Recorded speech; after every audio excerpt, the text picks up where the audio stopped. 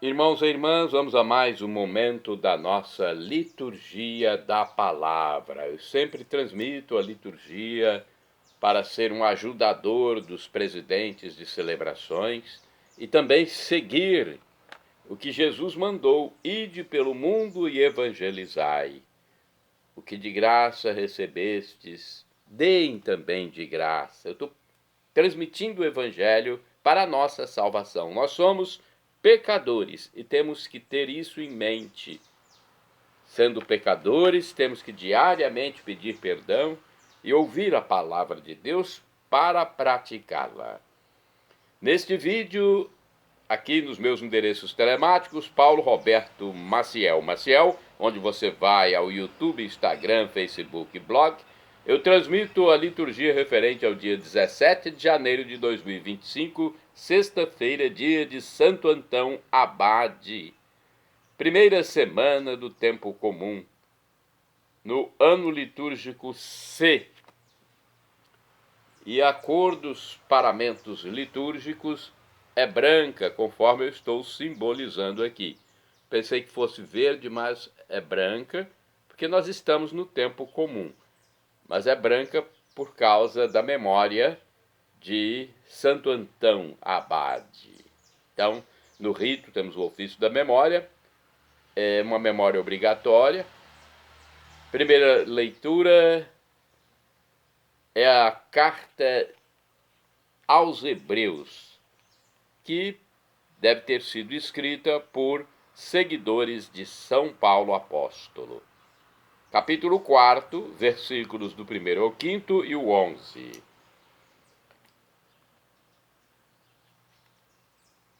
Irmãos, tenhamos cuidado, enquanto nos é oferecida a oportunidade de entrar no repouso de Deus, não aconteça que alguém de vós fique para trás.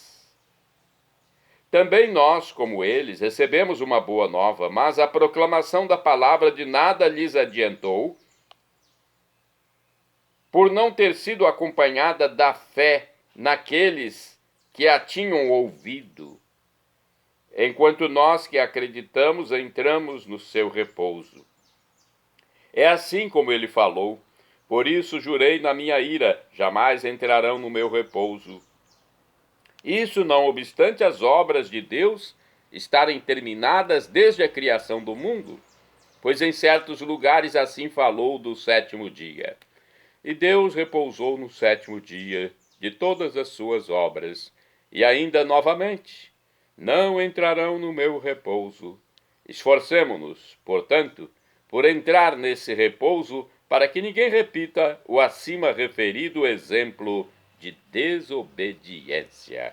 Palavra do Senhor, graças a Deus. Agora o Salmo responsorial, Salmo 77, na Bíblia Vulgata, e a Bíblia Latina, traduzida por São Jerônimo, do grego lá do Egito, né, de Alexandria. Lá em Alexandria, 70 sábios traduziram para o grego a Bíblia hebraica. E São Jerônimo traduziu do grego para o latim, a chamada Vulgata. Então, 77. E 78, se for na Bíblia de Jerusalém. Versículos 3º e 4º BC, 6º C ao 7º, 8º refrão, 7º C. Não vos esqueçais das obras do Senhor. Repitamos: não vos esqueçais das obras do Senhor. Tudo aquilo que ouvimos e aprendemos e transmitiram para nós os nossos pais, à nova geração nós contaremos as grandezas do Senhor e seu poder. Não vos esqueçais das obras do Senhor. Levantem-se e as contem a seus filhos, para que ponham no Senhor sua esperança. Das obras do Senhor não se esqueçam e observem fielmente os seus preceitos. Não vos esqueçais das obras do Senhor. Nem se tornem a exemplo de seus pais, rebelde e obstinada geração, uma raça de inconstante coração infiel ao Senhor Deus em seu espírito. Não vos esqueçais das obras do Senhor. Repetamos, não vos esqueçais das obras do Senhor. Agora vamos aclamar o Santo Evangelho e depois proclamá-lo. O Evangelho de hoje é o escrito por São Marcos, capítulo 2, versículos do 1 ao 12. Aleluia, aleluia, aleluia, aleluia. Aleluia, aleluia, aleluia, aleluia. Um grande profeta surgiu entre nós. E Deus visitou o seu povo. Aleluia, aleluia, aleluia, aleluia, aleluia.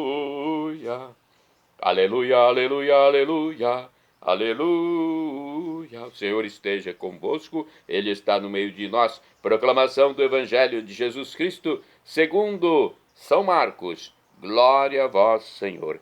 Pelo sinal da Santa Cruz, livra-nos Deus, nosso Senhor, dos nossos inimigos.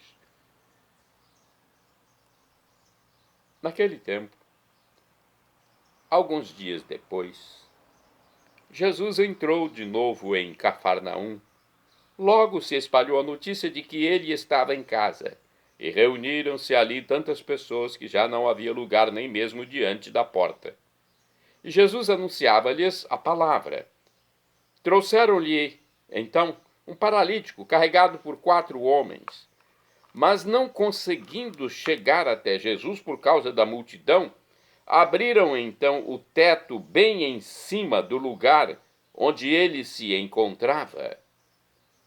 Por essa abertura, desceram a cama em que o paralítico estava deitado.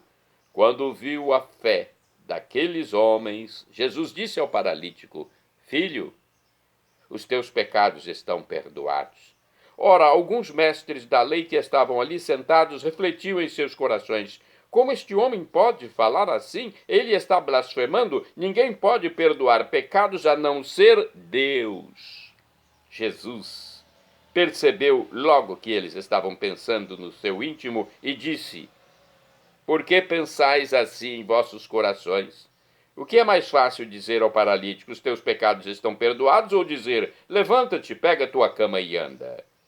Pois bem, para que saibais que o Filho do Homem tem na terra poder de perdoar os pecados, disse ele ao paralítico: eu te ordeno, levanta-te, pega a tua cama e vai para casa.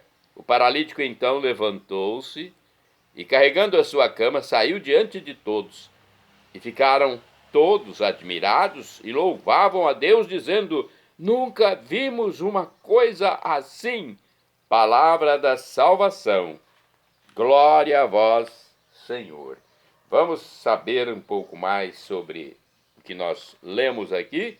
No livro Igreja em Oração, temos aqui 2 reflexões. Vamos passar a primeira sobre Marcos, capítulo 2, versículos do 1 ao 12. O Evangelho de hoje tem por objetivo esclarecer a autoridade de Jesus. Nele é oferecida aos homens a possibilidade de se reconciliar integralmente com Deus. Havia no mundo bíblico uma correlação entre doença e pecado. Acusado de blasfemo pelos mestres da lei, Jesus revela que dizer os teus pecados estão perdoados ou levanta-te, pega a tua cama e anda é a mesma coisa. Jesus, o Filho do Homem, perdoou o pecado e, por consequência, curou espiritual e fisicamente o paralítico. No entanto, o perdão e a cura se deram porque o paralítico e seus companheiros demonstram grande fé. A fé é condição para o perdão e para a cura que liberta. Aquele que era paralítico se levantou e livremente saiu carregando o que antes era o sinal de sua prisão. O perdão de Jesus é cura plena do coração, da alma e do espírito, reconduzindo-nos à comunhão com Deus, rompida pelo pecado e pela perda da condição de paraíso.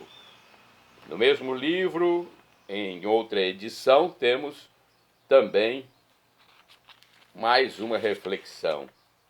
O primeiro ponto que Marcos quer destacar no Evangelho de hoje é a fé, patente pela determinação de 5 homens: o paralítico, que se deixa conduzir, e os 4 amigos que o carregam. esse relato deve nos encorajar a ter o mesmo tipo de fé desses 5 homens. Perseverança na fé. Jesus sabia que estas palavras, teus pecados estão perdoados, iriam provocar polêmica, escândalo e reação negativa entre os mestres da lei, mas através delas, ele se move sob 2 bases: curar o enfermo e revelar sua autoridade de Messias, o Filho de Deus. É acusado de blasfêmia. Somente Deus pode perdoar pecados. Tem-se aqui, portanto, de forma indireta, a revelação da divindade de Jesus, confirmada pelo ato miraculoso que permite ao paralítico levantar-se e ir embora carregando sua cama. No fim, todos os presentes ficam admirados, também nós, se maravilhados e cheios de fé no poder e na autoridade de Jesus, podemos estar certos de que o Evangelho nos aproxima do mundo novo, mundo desejado por Deus desde a criação, que o pecado fez perder-se, afastar-se da paz e da condição de paraíso. No livro Dia a Dia com o Evangelho, temos mais uma reflexão. Multidões se aproximam para ouvir Jesus. Neste episódio, são tantas as pessoas na casa que lançam mão de algo inédito para colocar um paralítico aos pés de Jesus. O esforço dos 4 homens da maca demonstra solidariedade com o enfermo e fé no poder de Deus. Os 4 carregadores, figura dos 4 pontos cardeais, representam aqui as pessoas de todas as partes do mundo. Com sua palavra poderosa, o Filho do Homem perdoa os pecados do paralítico e o faz caminhar.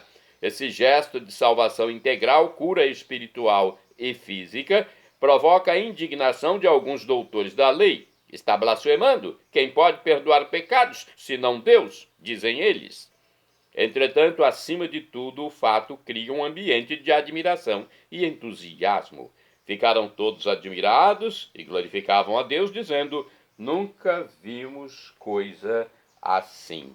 Agora, no livro Palavra e Vida, uma pequena reflexão, dizendo o seguinte: existem os que querem facilitar as coisas e os que somente sabem levantar dificuldades.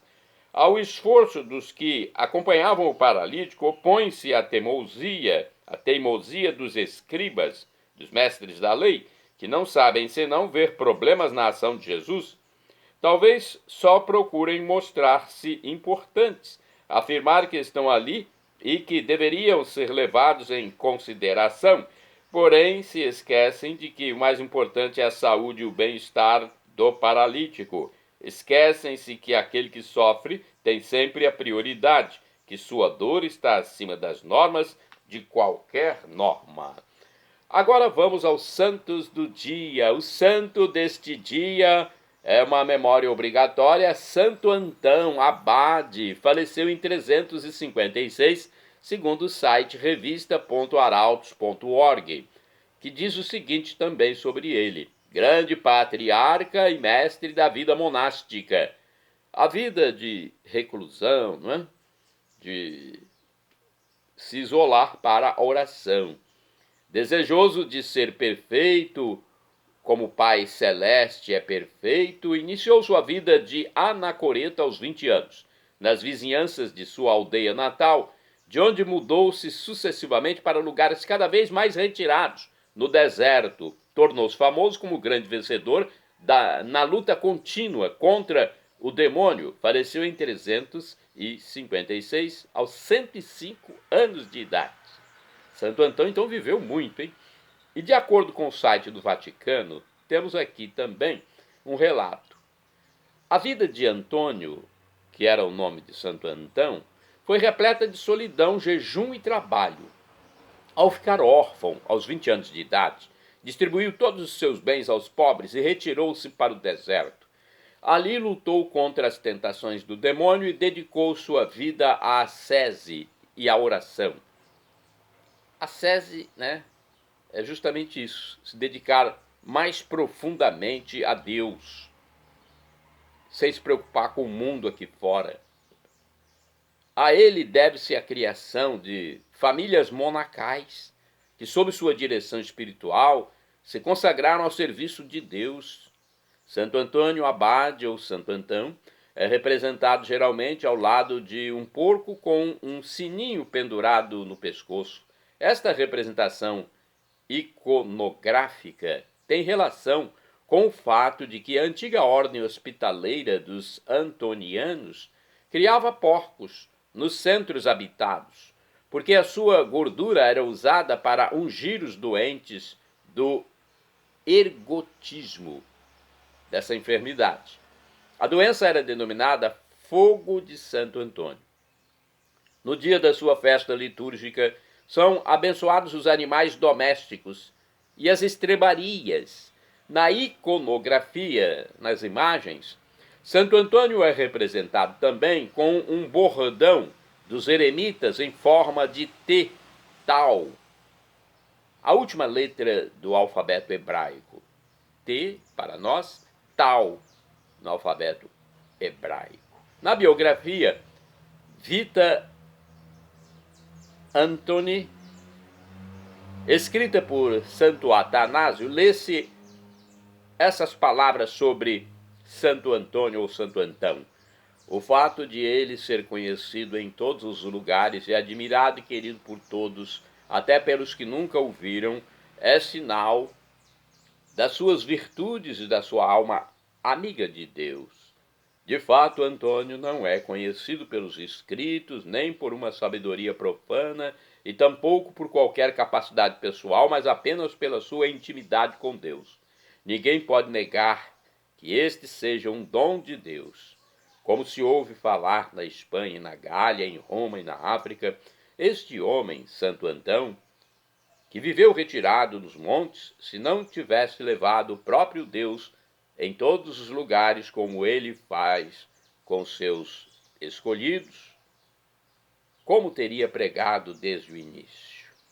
Embora estes procurem agir em segredo e permanecer ocultos, o Senhor os apresenta a todos como uma lucerna, para que os que ouvem falar deles saibam que é possível seguir os mandamentos e e ter a coragem de percorrer o caminho das virtudes. Santo Antão, rogai por mim, intercedei a Deus por mim. Obrigado, Santo Antão. São Marcelo é santo do dia 17 de janeiro. Faleceu em 510. Foi desterrado da diocese de Die, na França, pelo rei Ariano Eurico. Santo do dia 17 de janeiro, São Sulpício, o Pio, bispo, faleceu em 647. Foi bispo de Bourges, na França. Despertou admiração por sua generosidade, especialmente para com os pobres e os doentes. Santo do dia 17 de janeiro é São Gamelberto, presbítero, que é o sinônimo de padre, sacerdote. São Gamelberto faleceu por volta de 802 depois de Cristo. Foi um jovem rico, ordenado sacerdote.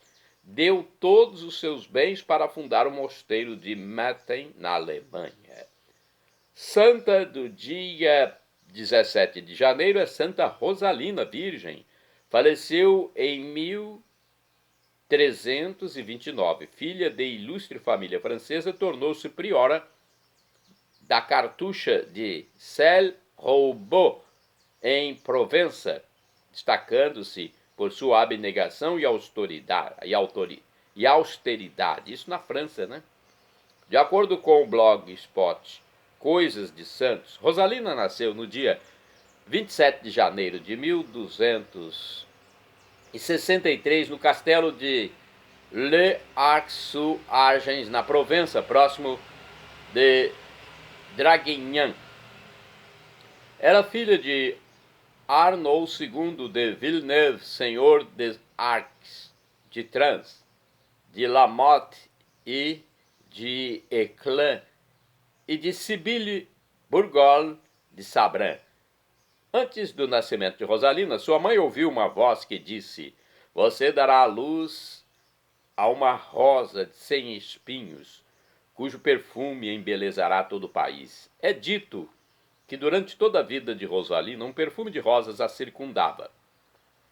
Teve uma autêntica educação cristã e é solícita com os pobres, distribuindo a eles esmolas em forma de comida, chegando a desfalcar as reservas de mantimentos do castelo.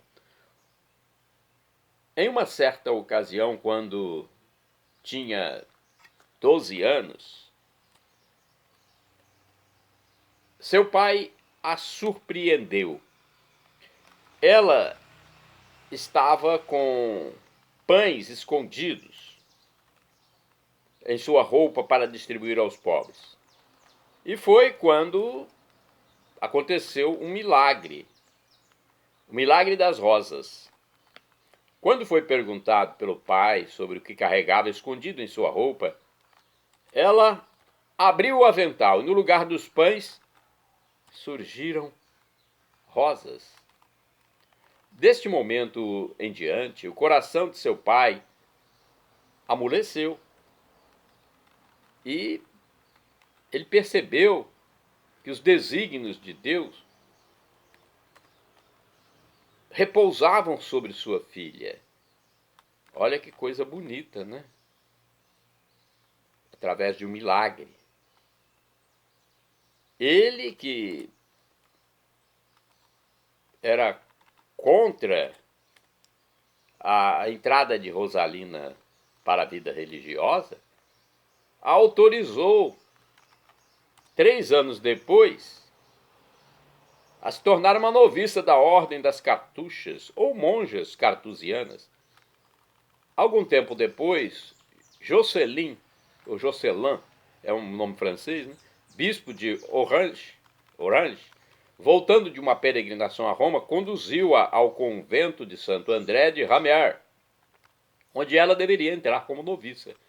De passagem por Aix, ela encontrou pela primeira vez Jacques Duès, que se tornaria seu grande protetor como bispo de Fréjus, e mais tarde como papa, com o nome de João XXII. Foi enviada posteriormente à Cartucha de Berthold, para ali continuar seus estudos, sendo admitida como professa por unanimidade no dia de Natal. Isso foi em 1280. As religiosas cartuchas passaram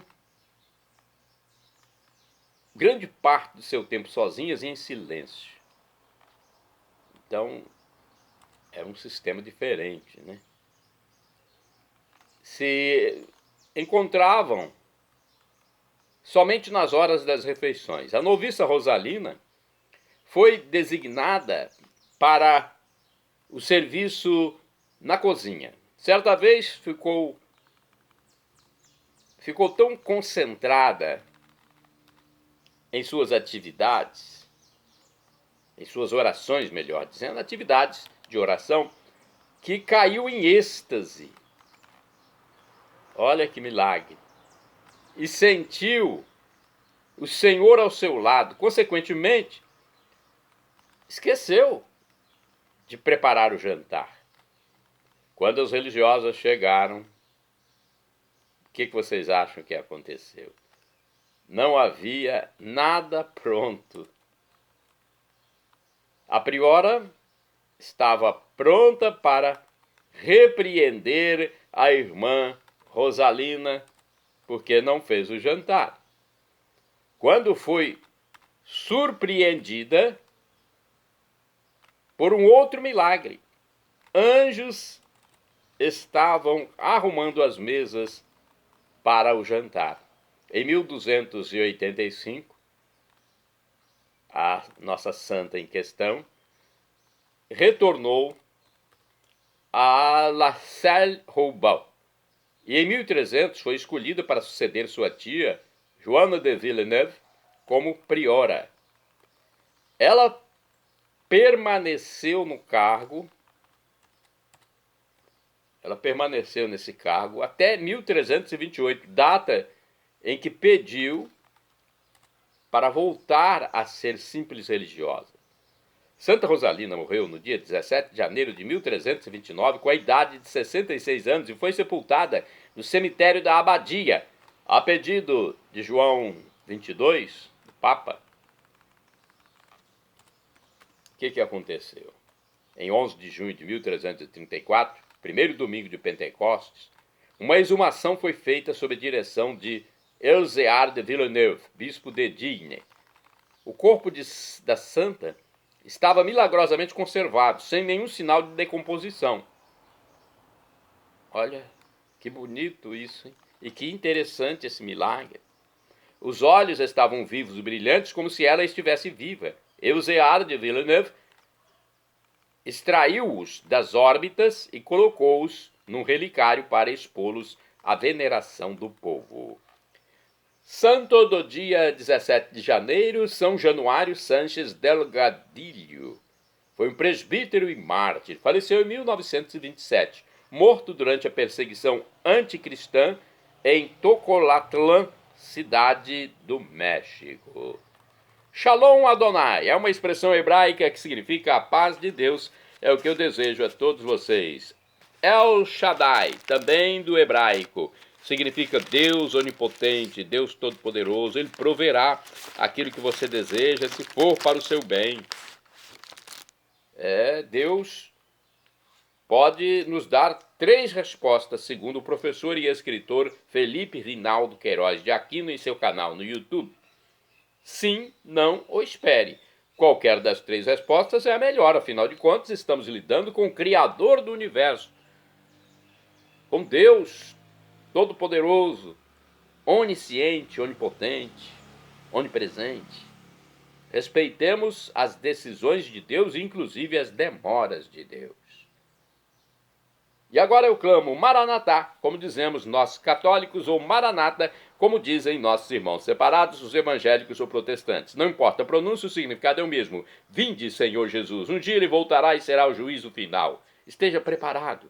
Arrependa-se dos seus pecados. Creia em Jesus como Deus, segunda pessoa da Santíssima Trindade, nesse mistério de 3 pessoas numa única divindade. E seja uma pessoa que também se arrepende dos seus pecados diariamente. Então é importante isso, nos arrepender dos pecados diariamente, acreditar em Jesus como Deus e ser batizado. Shalom Adonai, a paz de Cristo Jesus para todos. Acesse Paulo Roberto Maciel na internet ou @Paulo Roberto Maciel 6/ no Instagram.